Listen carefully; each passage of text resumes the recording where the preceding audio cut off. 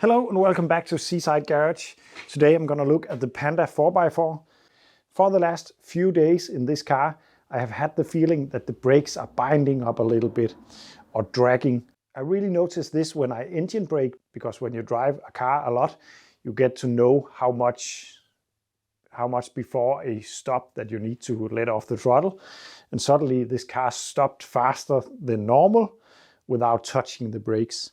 So after a small drive, I checked the temperature on all four tires, because tires or the rims inside of here will get hot from braking. That's normal. If you drive fast down a road and you stop and you go out and feel the rim, it will be hot. But if one of them is a lot hotter than the others, then you are most likely having an issue. Brake binding can be caused by a lot of stuff, but it is quite important to get it fixed, because you will destroy the caliper and the disc and the pads and all that. So, and it will mess your fuel economy up. And actually, it can also begin to boil your brake fluid, which means that when you actually need to use your brakes, they don't really work because they are way too hot. So you need to fix it. Let's get the car up in the air and see what the issue is.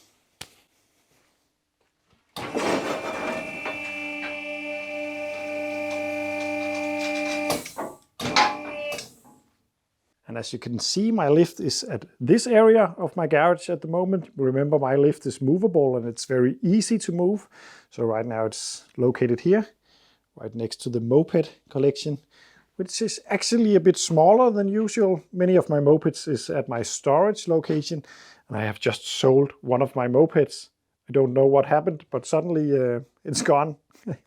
It's the Monarch, the silver one, that has left the building.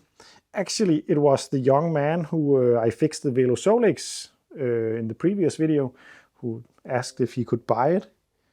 And yeah, as I have mentioned once before, I think it's a bit too reliable for me, because I like to wrench. And the Monarch always worked, so now I don't have anything that works all the time. And another reason for the lift being here is because the Buhanga is right in here, taking up a lot of space. I'm doing some rust work. Yes, this is going to be a repair panel. I'm not sure I'm going to film any of this, because it is quite complicated, and I could end up actually needing some help for it. But soon we'll get to work on this beast. Soon I will begin to order the parts, and soon I will begin to do all the work that's needed. But first, I need to fix that rust. Either way, that's not the point of this video. Dragging brakes, let's check. Another way to check if your brakes are dragging is to just try to turn your wheels, of course. This turns freely. Very often when brakes are dragging, they will only start to drag when you have applied the brakes once. So this test is not always valid. Other rear wheel, spinning freely. One of the front wheels are not spinning freely, and that's because it hits the lift. So now it's spinning freely. And then let's check the one that was pretty hot.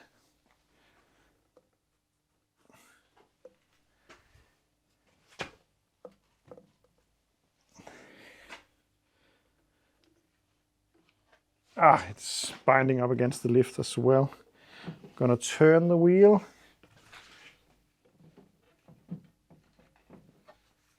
Oh, I think the wheel has jammed.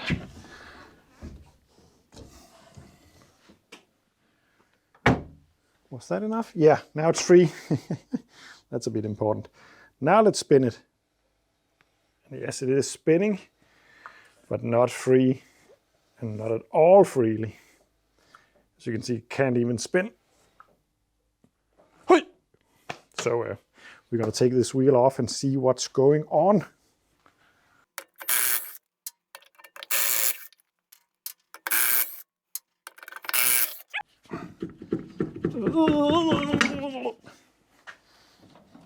Like that.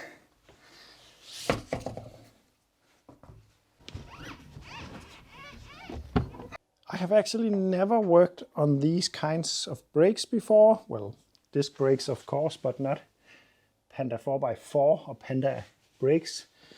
But I think this is supposed to be sliding from side to side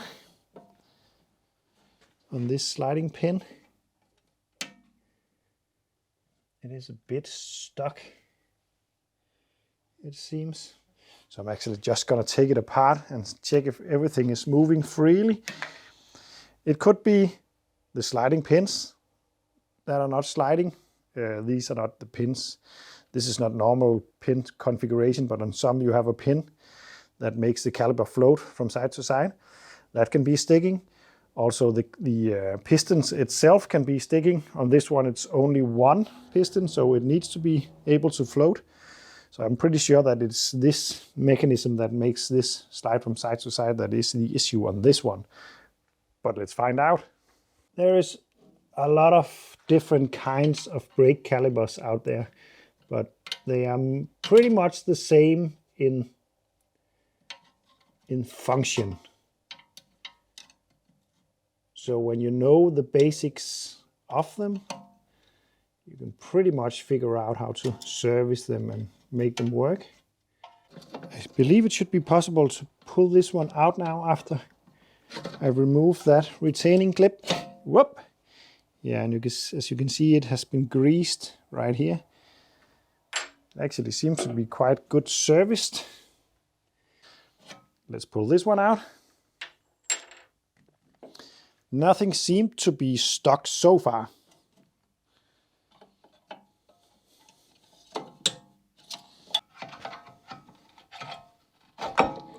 Like that. Everything is looking fine, but the next thing that could be stuck is this piston. You should never let this hang in the brake line because that could damage it. So always tie it up in something. Make sure that it doesn't pull on this one. So what I like to do to check if it's stuck is to put something that spreads the load even. This is actually the caliper of the Skoda I fixed a while back. And then I can put one of these thingies on and then try to clamp it and see if the piston goes in. It really should.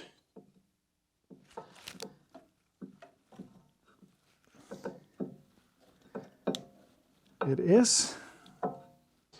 Ideally, you should be able to push it in and out with your hands by using a lot of force, but only with your hands. But that's not the case now. I'm gonna put this piece of rubber in between. That will make the piston able to travel out quite a bit and still sponge a bit back in, hopefully. Like that. Now it's most likely stuck. Nope, it wasn't. But it's quite a lot. But it's quite far out now. Let's see if we can press it in by using our fingers only. Not a chance. So we're gonna push it in with this once again. And I think you get the point now. I'm just gonna do this out and in until I think it moves more freely. Or actually freely. Of course there will be a little bit of resistance all the time, but it should be able to travel in all by itself and release the pressure on the brakes. So I will be doing this for a while off camera and take you back when I think it moves like it is supposed to. See you later. So I seriously thought that this was going to be an easy repair. I got it to move a bit more freely, but it's still liking to get stuck.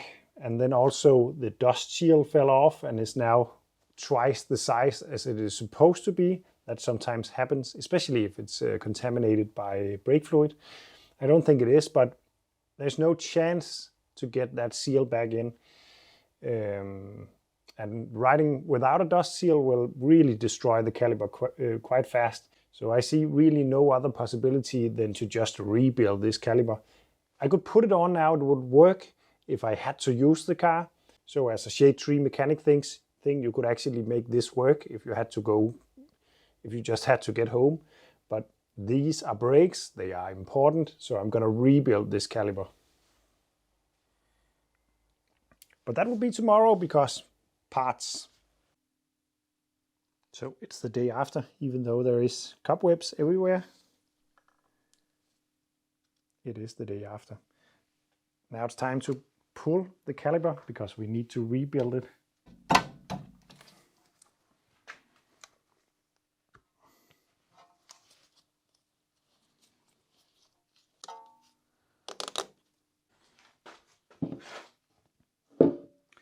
Well, really I should have used the brakes to pop out the caliper or the piston, because that would have been a lot more easy.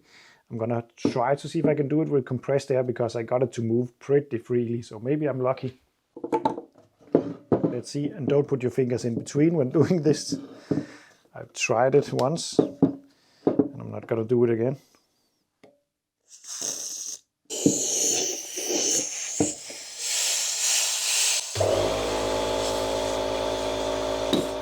Like that. That made the piston pop out. It's really clean looking. I have a hard time understanding why it actually was binding so much. Actually, this is the main reason why I decided to rebuild it, because this is the dust seal and it is supposed to seal against this one, and it does not fit at all anymore because this needs to be cleaned up, this needs to be taken out, this needs to be cleaned, and I need to make sure that it's clean inside of here. We're gonna try that. And I got a brand new piston and all the seals. Here we go, I cleaned it up. Not perfect, but it will do. Remember, it's a daily driver. The bore is clean and I got the bleeder nipple out. Viewers of the channel may know that I tend to break them off and make a big mess about that, but this one came out pretty easy. I'm gonna fit the seal inside of here and push the piston in. I'm gonna use a bit of grease to do this. It seems to be a bit of a religion what kind of grease you should use inside of here. So I'm not gonna talk a lot about that because I think it could start a war. But using some grease is a good idea because you could tear this rubber seal when pushing in the piston if you don't, which is not nice. Like so. And just to show you, this was the old dust seal. This is a new one. I don't know how well it picks up, but it shows how much it has actually swollen. It's quite a lot actually.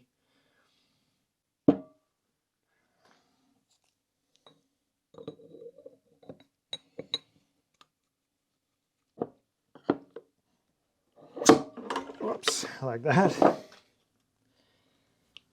And then get the seal in to the groove. And there we go, it's fitted. Make sure that it goes into the groove inside of here and into the groove of the caliper. This is an important seal because if it's not there, dust will get in and score the piston and the bore and make it stuck. I think that was part of the issue with the old piston. Actually, it didn't scratch the bore, but it made it stick anyway. Now I will just refit it and bleed it.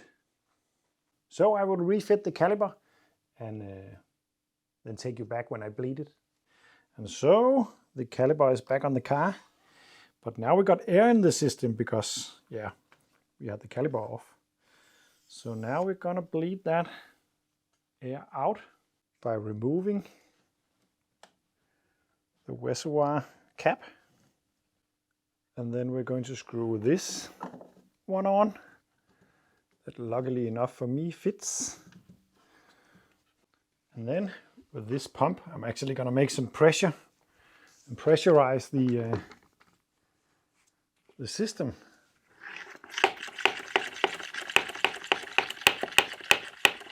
I actually never tried using this before.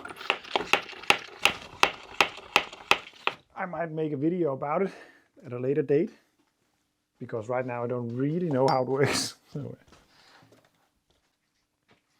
I suspect that I'm now will be able to just open up the bleeder valve, and then air should come out at first, and then oil, or brake fluid of course.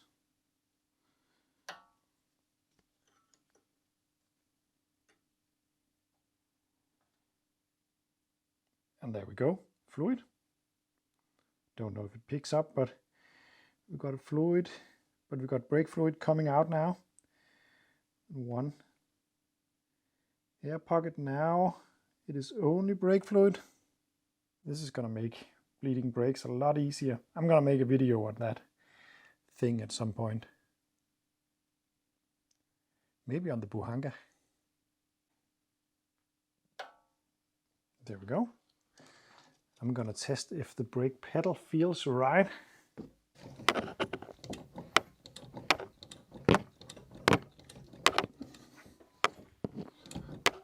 There we go. It's hard as a rock.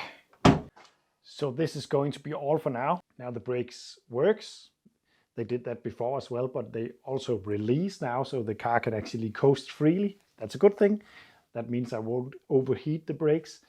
One thing to add, I just rebuilt one caliper. It is best practice to rebuild both calipers, because now the old caliper is maybe on its way to begin binding, and that could make the brake balance a bit off and make the car brake a little bit uneven. That's no good. So I'm going to rebuild the other one as well. But this is all for now. The Panda should be able to drive again. That is great news. Thank you for watching, and see you in the next one. And if you like my videos, then please subscribe and share my videos with others. That would make me very happy. Hopefully soon I will make a video on the Panda and on the Skoda and on the mopeds and on everything. See you in the next one.